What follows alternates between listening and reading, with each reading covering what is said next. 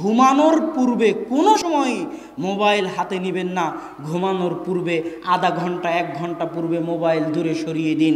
কোরআন তেলাওয়াত করে দোয়া দরুদ পড়ে, যে দোয়াগুলো আল্লাহ এবং আল্লাহ রাসূল শিখিয়ে দিয়েছেন সেই দোয়াগুলো পড়ে ঘুমাতে যান। ঘুমানোকে ইবাদতে পরিণত করুন। ঘুমাতে যাচ্ছেন মানে মারা যাচ্ছেন, ঘুমানোকে ইবাদতে পরিণত করুন, যেন ঘুমিয়ে ঘুমিয়ে আপনার নামে নেকি লেখা হয়। আপনি যদি ওযু করে ঘুমের দোয়া পড়ে ঘুমিয়ে যান, আর যদি রাত্রে আপনার ঘুম ভাঙে, আর ঘুম ভাঙা মাত্র আপনি যদি আল্লাহকে স্মরণ করতে পারেন, তখন যদি আল্লাহকে স্মরণ করার পর কিছু চান, আল্লাহ রাসূল বলছে তখন যে যা চাইবে আল্লাহ তাকে তাই দিয়ে দিবে। ঘুমের মধ্যে অনেক ইবাদত আছে, ঘুমকে ইবাদতে পরিণত করুন। ঘুমের আগে মোবাইল চালাবেন না, ঘুম থেকে উঠেও মোবাইল চালাবেন না। আর তৃতীয় পয়েন্ট হচ্ছে আর্জেন্ট আর ইম্পর্টেন্ট, গুরুত্বপূর্ণ আর জরুরি, এই দুইটা জিনিসের মধ্যে পার্থক্য করতে শিখতে হবে। আর্জেন্ট কী জিনিস, ইম্পর্টেন্ট কী জিনিস। মানুষ সব সময় আর্জেন্টের পিছনে ছুটে, আরে কল আসতেছে তাড়াতাড়ি দাও, কলটা ধরি। আরে নোটিফিকেশন আসলো তাড়াতাড়ি নোটিফিকেশন দেখি। আরে মেসেজ আসলো, শব্দ হলো তাড়াতাড়ি মেসেজটা দেখি। এই যে আর্জেন্ট, চারিদিক থেকে মানুষ আর্জেন্টের চাপে নিজের সময়ের উপর নিয়ন্ত্রণ হারিয়ে ফেলে। জি না, মেসেজ আসতেছে আসুক, নোটিফিকেশন বাজতেছে বাজুক, মোবাইলে কল বাজতেছে বাজুক, আপনি সবসময় ভাববেন এটা ইম্পর্টেন্ট কিনা, গুরুত্বপূর্ণ কিনা, এই কাজটা আমার প্রয়োজন কিনা, এই কাজটা আমার লাভ দিবে কিনা, উপকার দিবে কিনা, তাহলে আপনি সময়কে নিয়ন্ত্রণ করতে পারবেন। আর যদি খেলে আর্জেন্টের পিছনে ভাগেন, ফোন আসলো রিসিভ করতে হবে, নোটিফিকেশন আসলো দেখতে হবে, মেসেজ আসলো দেখতে হবে, গেটে কেউ কলিং বেল টিপতেছে বাইরে গিয়ে দেখতে হবে, খালি যদি আর্জেন্টের পিছনে ছুটতে থাকেন, অমুক মানুষ ডাকতেছে যেতে হবে, তাহলে আপনি আপনার সময়ের বরকত হারিয়ে ফেলবেন। প্রত্যেক পদক্ষেপে আপনাকে ভাবতে হবে এই পদক্ষেপটা আমার জন্য গুরুত্বপূর্ণ কিনা, আমার জন্য কাজের কিনা। যদি গুরুত্বপূর্ণ হয়, কাজের হয়, তাহলে গ্রহণ করুন। আর গুরুত্বপূর্ণ যদি কাজের না হয়, ফেলে রাখুন। পরবর্তীতে যখন অবসর সময় হবে তখন দেখবেন। সম্মানিত উপস্থিতি, আমি এ পর্যন্ত দুটো কথা বলেছি, এক সময়কে কাজে লাগানো, আর সময়কে কাজে লাগাতে চাইলে টাইম ম্যানেজমেন্ট, সেটা বলেছি ফজরের সালাত এবং 5 ওয়াক্ত সালাত। তারপরে বলেছি সময় বরকত হওয়া, সেটার কথাও বলে দিলাম। তারপরের কথা হচ্ছে কেউ সফল হতে চাইলে তৃতীয় পয়েন্ট হচ্ছে তাহাজ্জুদের সালাত আদায় করতে হবে। আমি যখন বক্তব্যে এই কথাটা বলি তখন মানুষ আশ্চর্য হয় যে তাহাজ্জুদের সালাত আবার সফলতার মাধ্যম।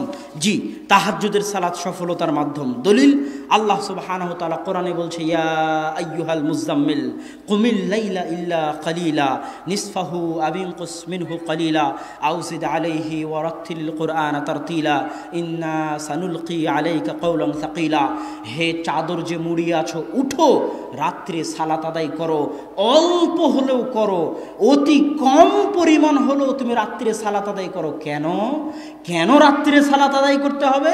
ইন্না সানুলকি আলাইকা কওলান সাকিলা, আমি অচিরেই তোমার উপর এত কঠিন, এত ভয়াবহ, এত গুরুত্বপূর্ণ দায়িত্ব দিতে যাচ্ছি, যেই কঠিন গুরুত্বপূর্ণ দায়িত্ব তুমি পালন করতে পারবে না যদি না তুমি রাত্রে সালাত আদায় করো। আর এক আয়াতে আল্লাহ সুবহানাহু ওয়া তাআলা বলছে, ওমিনাল লাইলি ফাতাহাজ্জাত বিহি নাফিলাতাল লাক আসা আইয়াবআসাকা রাব্বুকা মাকামান মাহমুদা। রাত্রে তাহাজ্জুদের সালাত আদায় করুন, কেননা আপনার প্রতিপালক আপনাকে অনেক উঁচু মর্যাদা দিতে চান, আর ওই উঁচু মর্যাদা পেতে চাইলে রাত্রে সালাত আদায় করতে হবে।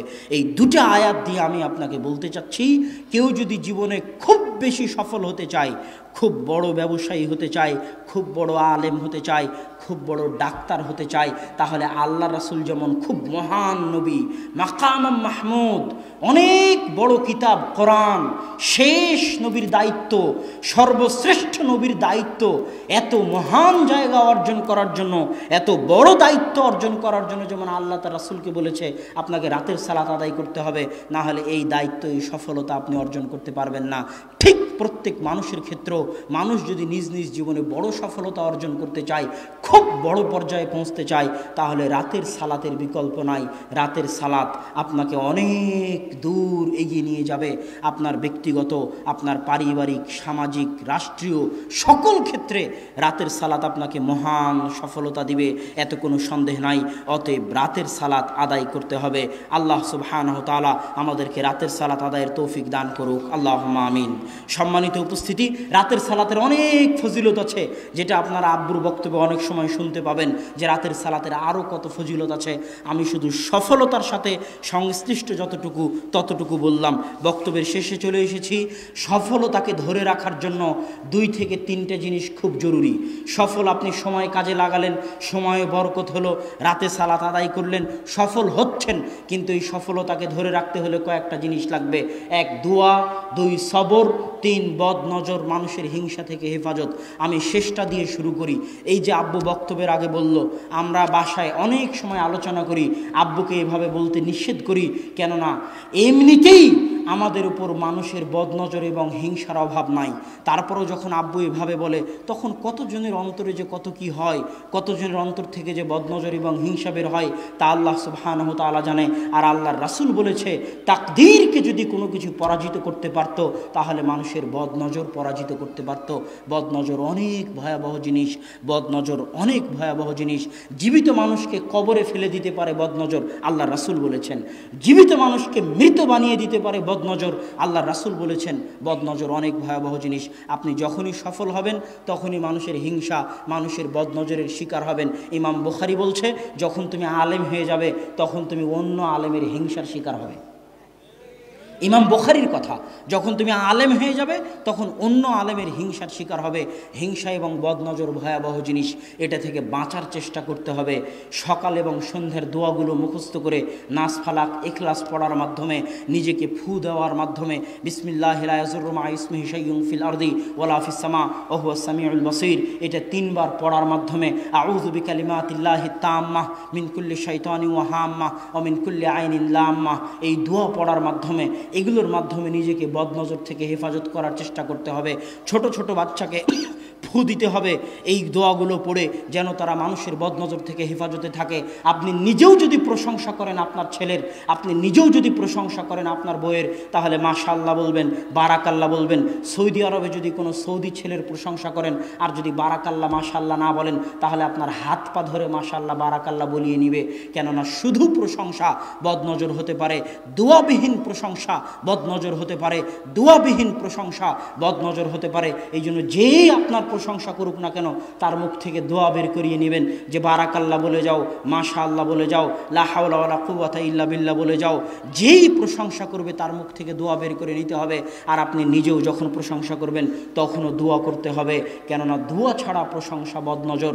আল্লাহ যে কোনো সফলতা ধ্বংস হয়ে যেতে পারে বদনজর দিয়ে। আল্লাহ সুবহানাহু ওয়া তাআলা আমাদেরকে মানুষের বদনজর এবং হিংসা থেকে হেফাজতে রাখার তৌফিক দান করুক, আল্লাহুম্মা আমিন।